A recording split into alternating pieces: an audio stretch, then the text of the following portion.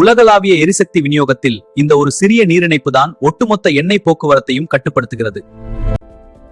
அதுதான் ஹார்மஸ் ஜலசந்தி.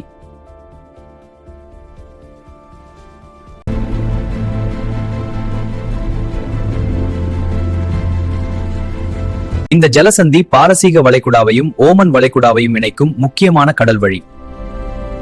பண்டைய காலத்திலிருந்தே இது உலக வர்த்தக கப்பல்கள் சென்ற முக்கியமான பாதையாக இருந்தது. இன்று உலக எண்ணெய் விநியோகத்தில் 20% மேல் இந்த பாதை வழியாக செல்கிறது.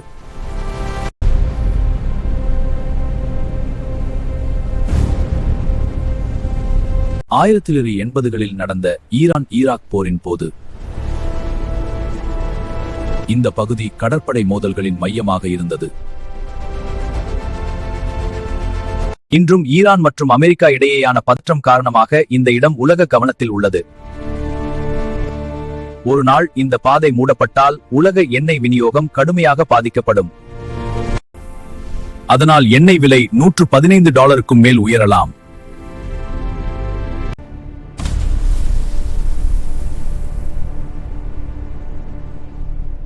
ஒரு சிறிய கடல் பாதை, ஆனால் உலக பொருளாதாரத்தின் இதயம்.